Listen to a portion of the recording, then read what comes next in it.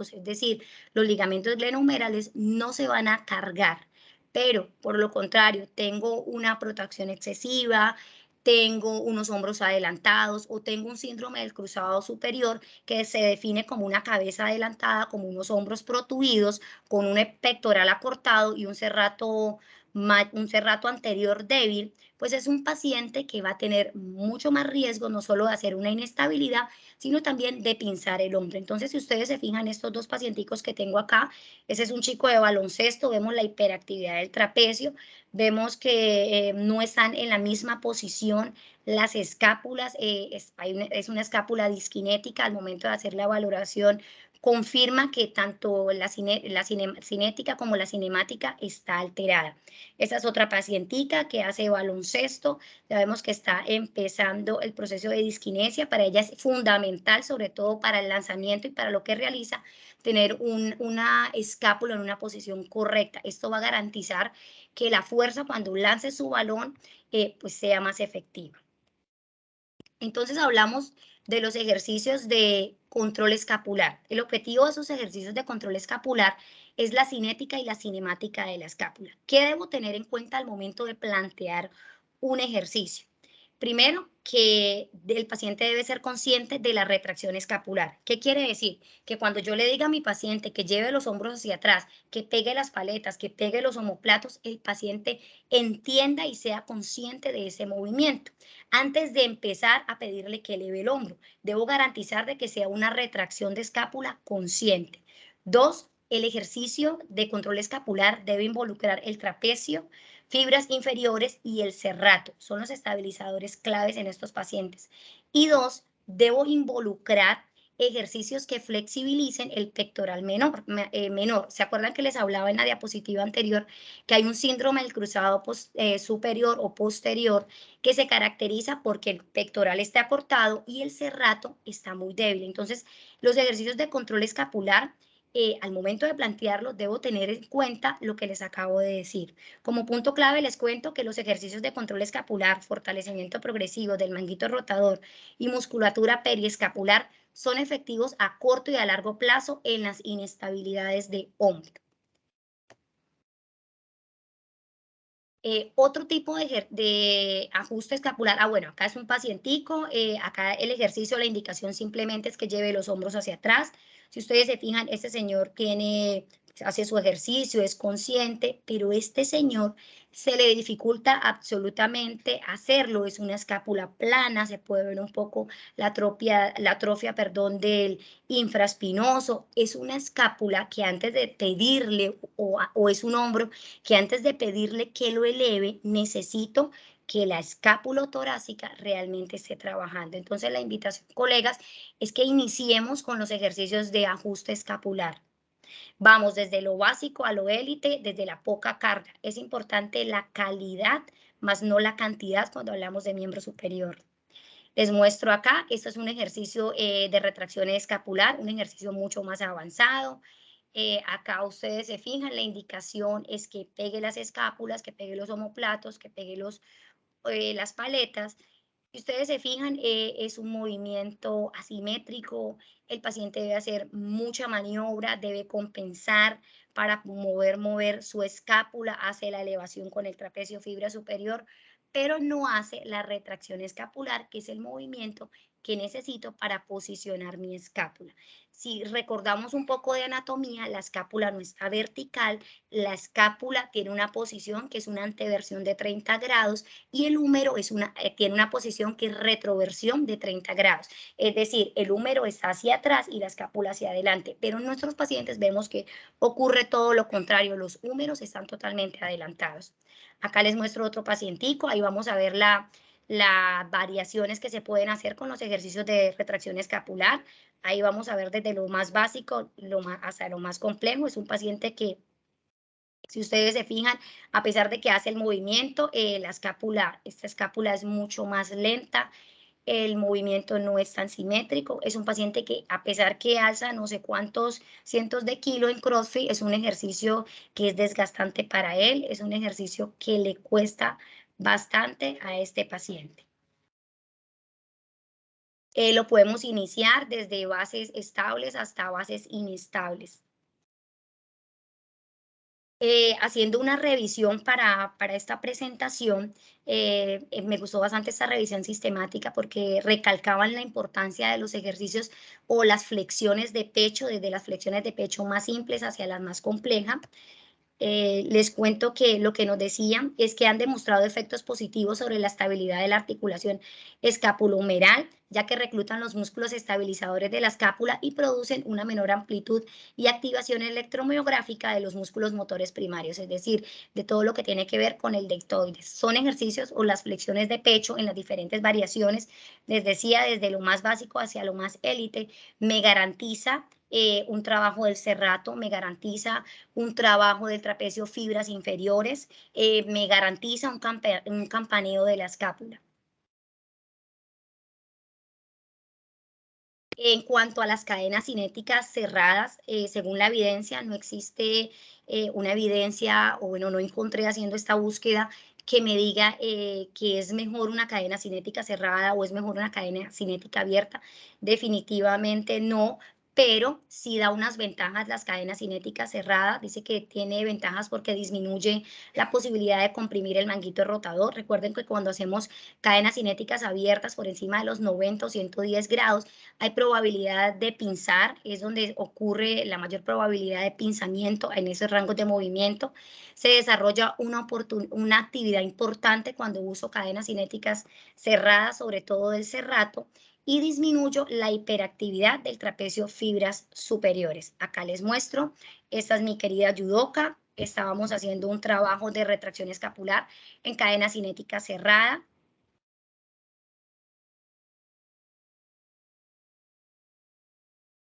Ahí vemos un ángulo inferior totalmente, no están en la misma posición, una escápula o un hombro que realiza un movimiento mucho más lento que el hombro contralateral.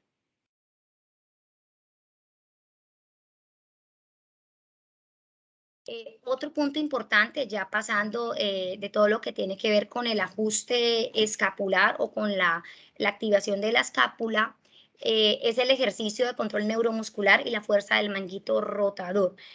A veces tenemos, o como terapeutas, no le hemos dado la importancia al manguito rotador. Lo hemos visto como un simple rotador y no como ese estabilizador dinámico o como ese depresor de la cabeza humeral. Es importantísimo trabajarlo. Les tengo dos opciones, lo encontré también en estas revisiones. Este es que es escápula en scaption o ejercicios en el plano escapular. Básicamente son ejercicios donde se hace una abducción o una combinado con una flexión y pulgares arriba. Ahí le pido el movimiento al paciente. Acá lo vamos a observar. Este es un ejercicio efectivo para control neuromuscular. Este es el paciente que les mostraba al inicio. Lo que buscamos también es activar ese manguito rotador y sumado a eso también me garantiza esta posición una activación del serrato. Como punto clave les cuento que la activación excesiva del trapecio fibras superiores combinada con una debilidad del trapecio fibras inferiores y el serrato deteriora la función escapular. Cuando mi escápula no está haciendo su función, cuando mi escápula es disquinética, voy a sobrecargar mi glenohumeral. Y recuerden que les decía al inicio que estamos frente a un complejo articular. Tengo esos ejercicios también que les comparto, son ejercicios de Houston, son ejercicios, la verdad, cuando me hablan de hombro, por experiencia, por evidencia, les cuento que la posición prono, eso sí, pues depende de las condiciones del paciente, es una posición efectiva, es una posición donde evito compensaciones, donde elimino hiperactividad del trapecio fibras superiores, donde fijo y sobre todo donde me permite observar realmente qué está pasando con la escápula. Casi no utilizo, bueno, solo si es necesario, pedirle la elevación al paciente desde posición sedente. Pienso que a veces hay más tendencia a la compensación o no soy muy partícipe de las escalerillas de dedos. Definitivamente tendría que estudiar muy bien qué tipo de paciente es como para sugerir ese ejercicio. Comparto estos ejercicios de Houston, son ejercicios efectivos y que disminuyen el riesgo de compensación y de pinzamiento del hombro. Otro punto importante para trabajar en las inestabilidades es el trabajo propioceptivo, sobre todo de las posiciones de estabilidad máxima. Les muestro que este es un trabajo bastante avanzado en un paciente. No es recomendable en fases iniciales. Es un ejercicio de bastante exigencia, es un ejercicio de posicionamiento, es un ejercicio de reacción, es un ejercicio que le permite al paciente ser consciente de esa contracción escapular. Son ejercicios de PEAN, de posición de estabilidad máxima de la articulación. Son recomendadas cuando ya estamos después de la 8ª semana con estos pacientes.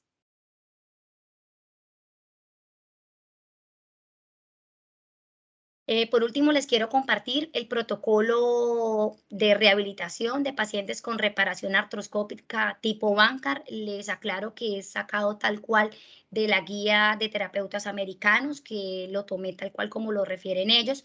Ellos hacen bastante énfasis en respetar los tiempos de consolidación y los rangos de movimiento seguro. Les hablaba al inicio de arcos submáximos. Cuando me hablan de arcos submáximos, quiere decir que puedo trabajar del 60 al 70% total del movimiento de una articulación. Entonces nos hablaban, o ellos lo dividen en 2 fases. La primera fase es de la 0 a la 6ª semana.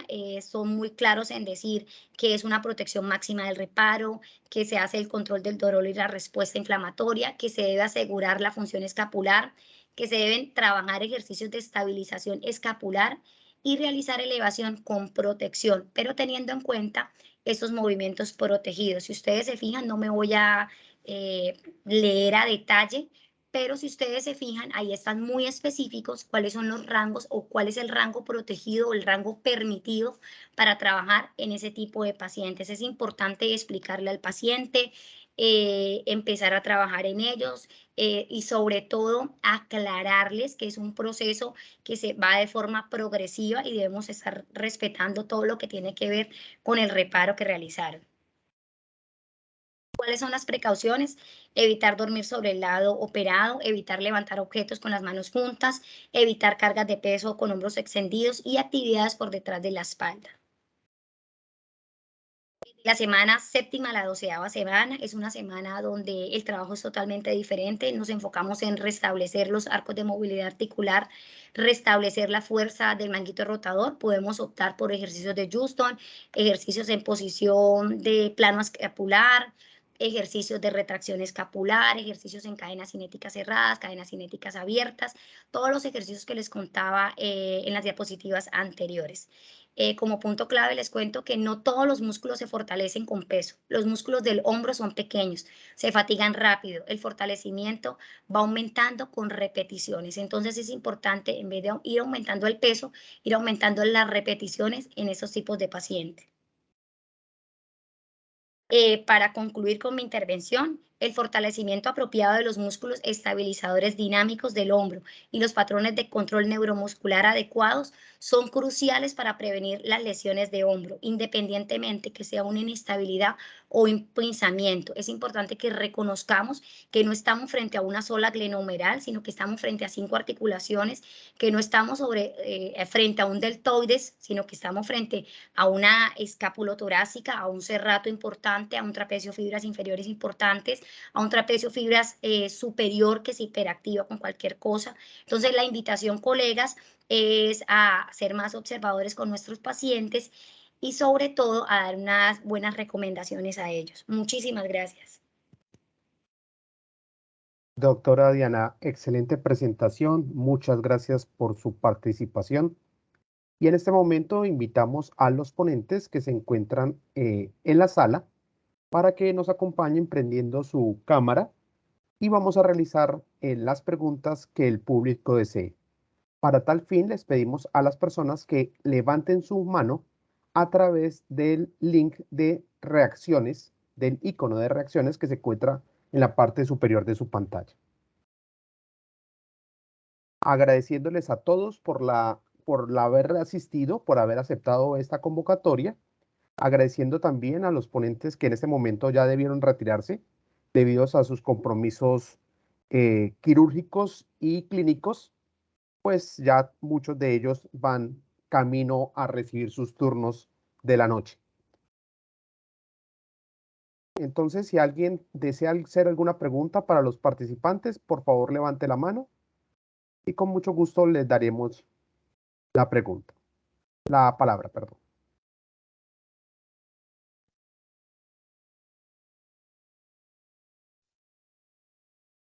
Agradecemos entonces a la Universidad Autónoma de Nuevo León, a la Coordinación de Prácticas del Departamento de Fisioterapia, a la Universidad de Santander, especialmente a sus departamentos de terapia ocupacional, medicina y fisioterapia, a todos los estudiantes que se encuentran con nosotros en la sala.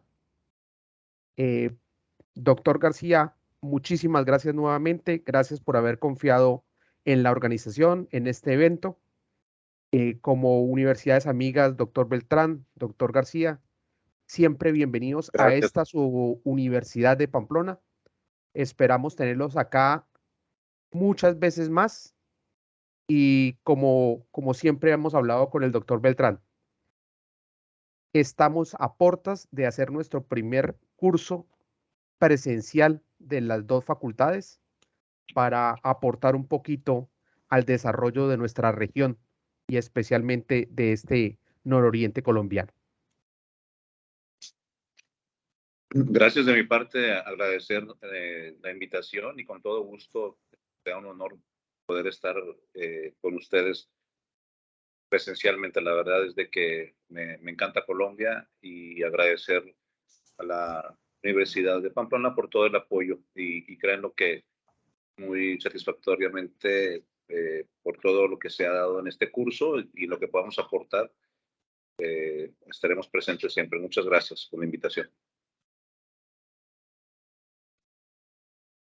Sí, un gusto, doctor Rubiano, y sabe que los lazos de amistad son fuertes y grandes y sí, ya que sea un compromiso para tener nuestra actividad y de paso aprovechar y visitar la tierra.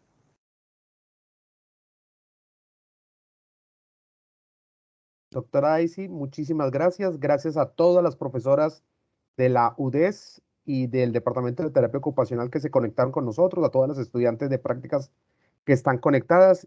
Gracias por su participación. Muchas gracias a usted, doctor Rubiano, por la invitación. Excelente jornada. Doctora Diana, gracias a usted, a toda la gente de fisioterapia, a los docentes, a toda la gente de la coordinación de prácticas. Un abrazo fraternal al profesor César y a todos los fisioterapeutas que nos escuchan. Gracias, doctor Rubiano. Para nosotros fue un gusto estar acá acompañando. Excelente jornada. La verdad que fue bastante productiva.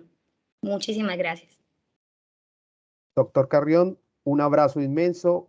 Saludos especiales para toda la gente del Ecuador, para todos sus colegas. Gracias por haber participado en esta actividad y esperamos sea la primera de muchas con la que podamos contar con usted y con sus conocimientos. Muchísimas gracias por la invitación y ha sido una tarde muy fructífera. Espero que todos hemos aprovechado los conocimientos que se han impartido en este curso y en este simposio. Y yo también espero que sea la primera de muchas. Un gusto y saludos a todos. Muchas gracias a todos los asistentes. Doctora Zulma.